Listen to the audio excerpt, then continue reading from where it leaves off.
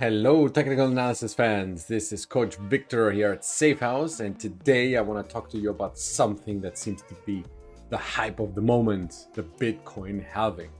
You can tell that my hair is turning blue on camera, so it must be something important. Let's check it out.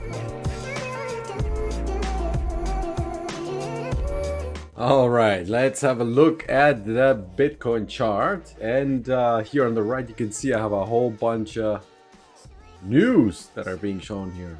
This, Mt. Gox, former NYSE president, blah, blah. Finance, oh, your funds are safe. No, they're not. Yes, they are. Years and years, always with the same stuff over and over. How is this helpful? I don't know. I really don't know. But it seems to be catchy somehow, and people seem to want to make decisions about what they do with their capital based on stuff like this. I don't. This already looks a little better. At least this is the technical information you're getting here from TradingView. That's nice. At least some stats. Ooh, market cap. No market cap. No, that's a shame. But for stocks, it does show it. Technicals. Oh, it says here it's heading towards neutral and buy. All right. You see the percentage change in the past week. You know, at least here we have some more objective information presented to us. But my favorite one, to be honest, is this, the object tree. Because that's where I save all of my stuff, all of my horizontal levels, my Fibonacci's, my fixed range, and all my stuff that actually helps me on a day-to-day basis, and a week-to-week and month-to-month and year-to-year basis to actually do something with an asset like this. And as a trader, in the end, I'm going to say something very shocking perhaps. It doesn't matter what the name of the asset is or what the price of the asset is. All that matters is the movement from A to B. For an investor, it's a different story. Yeah, completely different story. So that's one of the things that are already a big difference between the two. But yeah, instead of worrying about what's coming in the halving and this guy said that and I know and all of this stuff is happening, well, I just rather look at ranges. I would like to see what price does when it, for example, travels and revisits an old range point of control. What kind of a reaction is there from such a point of control?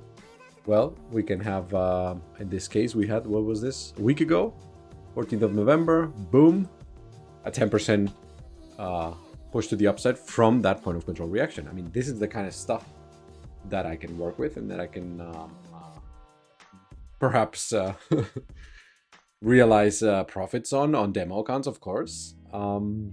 And I think that is the true power of technical analysis, to be able to use all of these tools to actually do something sensible with them. And most importantly, you get to decide your own plan, your own decisions. You don't have to listen to anybody ever again or follow some strange news that keep popping up on the newsfeed. So that's what I'm doing. And I also have been mentioning this very important level for the past few weeks already.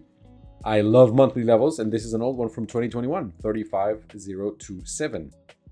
And as we can see, since the end of October, the Bitcoin price has been fighting against it, has managed to travel above it, revisit it, and immediately bounce off of it, which is a more bullish sign. Yeah, just based on that. Of course, there's other factors to take into consideration.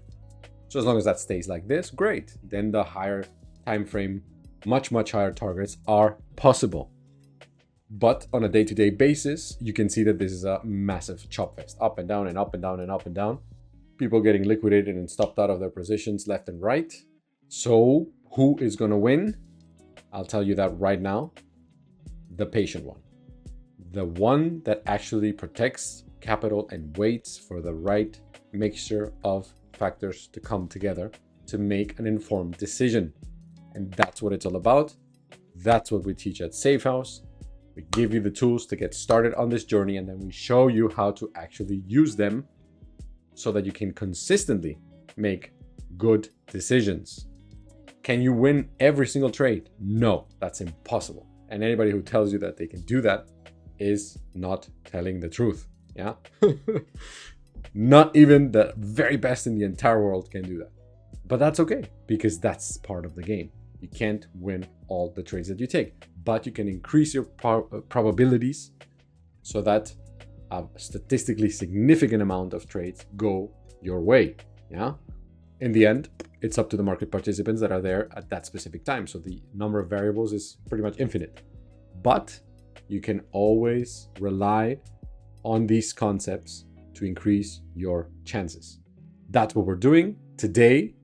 Very nice New York session coming up right before Thanksgiving. Yeah, today is the 22nd of November. Tomorrow we got Thanksgiving break. That means the New York Stock Exchange on Thursday, the 23rd, will be closed.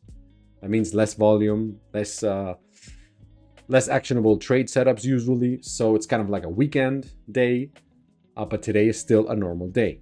And we have the New York session coming up in 3 hours exactly from the time of this recording. And that should be very, very interesting. And since it is very interesting and it is a Wednesday, we're going to have an opening bell session within the Vanguard premium group where we will live talk about what is going on this asset, on the NASDAQ, on the S&P 500, Forex, gold, whatever moves. That's what we're going to be on.